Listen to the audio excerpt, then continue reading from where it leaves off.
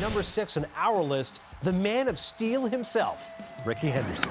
And he gets a high fly ball to left field, and that one is carrying, and back goes Mitchell, and it's a launching pad again tonight. Rickey Henderson was only 5'10", but he exaggerated that with a purpose, getting into an extreme crouch, which helped him to more than 2,000 career walks, which paved the way for many of his more than 1,400 career steals.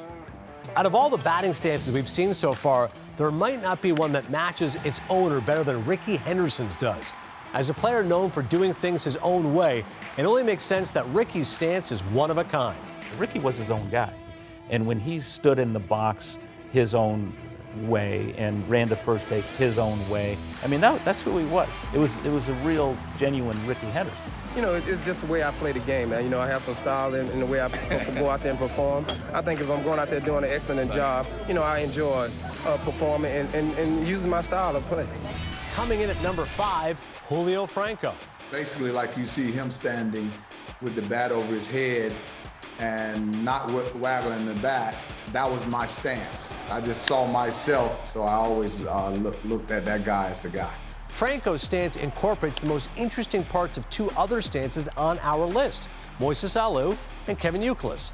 Franco stood awkwardly with his knees pointed inward like Alou, but held the bat high above his head and pointed straight towards the pitcher like Youkilis. It was a bit like a Franken stance, or rather, a Franco stance.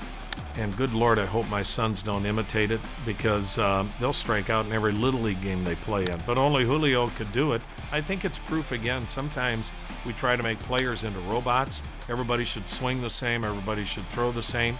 You know, the good Lord gave people like Julio Franco special gifts, and fortunately he didn't listen to anybody and hit the way he was supposed to hit and had a great career. Coming in at number 4 in our countdown is Jeff Bagwell. You know, people always joke about that I messed up an entire generation of kids in Houston, which I agree, because I remember my daughters, they really didn't see me play, but, you know, they see pictures of me. So when they started softball, the first thing they did is spread out and bend their knees, and I was like, oh my God, what's going on here? Well, I think about it, and he'll probably tell you the same thing. How the heck did he hit in that crouch? You know what I mean? It's just like, you know, he stepped backwards with his back foot. You can't teach that. You know, you're supposed to step forward with your front foot, not lead with the back foot in baseball. See, everybody's comfortable in different positions. You know, you got to take your time to find it.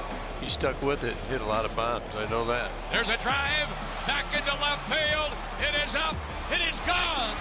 Holy Toledo! Bagwell bags another one. Oh, was that a poke? It was basically my attempt to get my head to stay still the entire way. And I kind of learned that by watching Tony Gwynn. And that was the idea, nor did I think that my legs were going to be that wide and I was going to drop my hands and step backwards. Everything I would never teach.